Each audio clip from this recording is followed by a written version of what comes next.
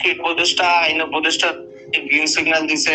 আমি প্লেনে উঠছি, বিসিবি থেকে আমাকে পুরা করা হয়েছে, ইনশিওর করা হয়েছে সবকিছু। দুবাইতে ল্যান্ড করার পরে তারা তাদের সব জায়গা থেকেই আবার বলছে যে না, তাদের নাকি 12 ঘন্টার ভেতরে অনেক পরিবর্তন হয়ে গেছে। বলছে যে যদি না যাই তাহলে ভালো হয়। সামনে একটা নির্বাচন আছে, জাতীয় নির্বাচন। যদি ক্ষমতা বিএনপি আসে, আপনার কি মনে হয় যে একটু ফেরাটা ইজি হতে পারে, বা আপনি কোনো আশা দেখেন ফেরার দেশে? এখন এটা ক্রিকেট বোর্ড যদি আমার ফেরত না নিতে পারে, এটা মেবি তাদের ব্যর্থতা, ঠিক না? এটা তো আমার কি করার আছে এখানে। আপনি তো আপনার জায়গা থেকে ফিট বা রেগুলার পারফর্ম করে যেটা দেখানোর দরকার সেটা দেখাচ্ছেনই, বাইরে যত জায়গায় খেলা যায়। সেটা আমি মানে আমার এমনও খুব শখ নাই যে আমার ন্যাশনাল টিমে খেলতেই হবে। তো আমি ক্রিকেটটা পছন্দ করি, ক্রিকেটটা আমি খেলতেছি। যে আপনার কেরিয়ার লক্ষ্যটা এখন মানে আপনি কিভাবে এগোচ্ছেন, আর মানে স্পেসিফিক কোনো গোল আছে কত বছর খেলতে চান, বা না, কোনো গোল। ভালো লাগতেছে যতক্ষণ পারফর্ম করতে পারি, যতক্ষণ যেখানেই খেলি কন্ট্রিবিউট যদি করতে পারি সেই টিমের জন্য, সেটাই একটা গোল। আর কোনো ইয়ে নাই।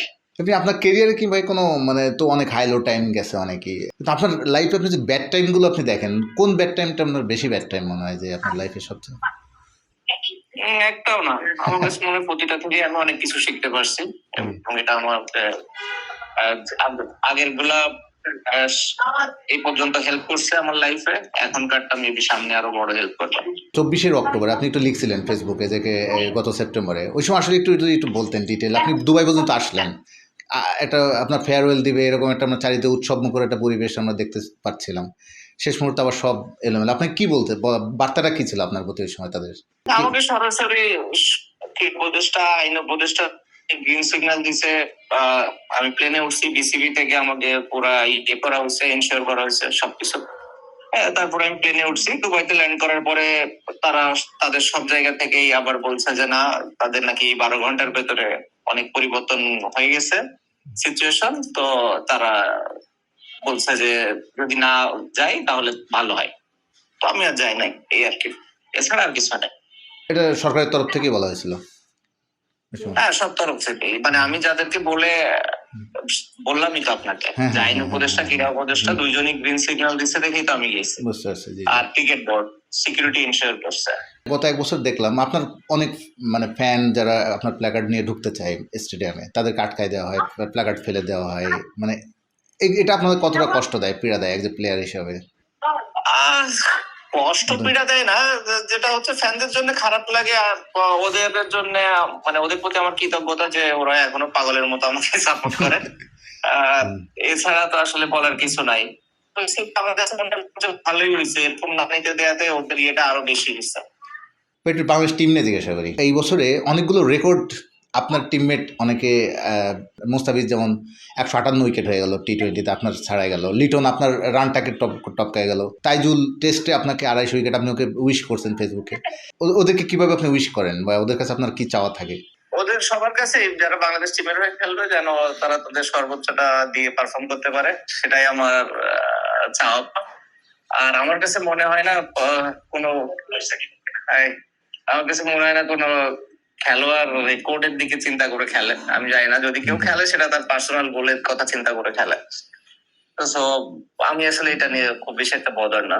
মুশফিক ভাই তো 100তম টেস্ট খেললেন, আপনি কি কখনো স্বপ্ন দেখছেন যে আপনারও 100তম টেস্ট খেলার কোনো স্বপ্ন কোনোদিন ছিল মনের মধ্যে? আমি তো বলছি ভাই, আমি আসলে এত কিছু চিন্তা করি না যে এটা করতে হবে, ওইটা করতে হবে, এটা করলে আমি খুশি, এটা করলে না করলে আমি খুশি না। আমার যেটা আছে, যা করছি আমি সবকিছু নিয়ে খুশি। আমার কোনো মানে এমন নাই যে আমার আশা পূরণ হয় নাই, এটা হলে ভালো হইতো, ওইটা করতে পারলে ভালো হইতো। আমি সবকিছু নিয়ে খুশি। আমার কোনো অখুশির কোনো জায়গা নেই, অতৃপ্তি নেই আমার মনের ভেতরে। আমি তৃপ্ত, আমার সবকিছু নিয়ে আমি তৃপ্ত। 26 টি20 ওয়ার্ল্ড কাপ যাচ্ছে, আপনি কেমন চান্স দেখছেন বাংলাদেশের, যে মানে তাদের কতদূর যাওয়ার সম্ভাবনা আছে?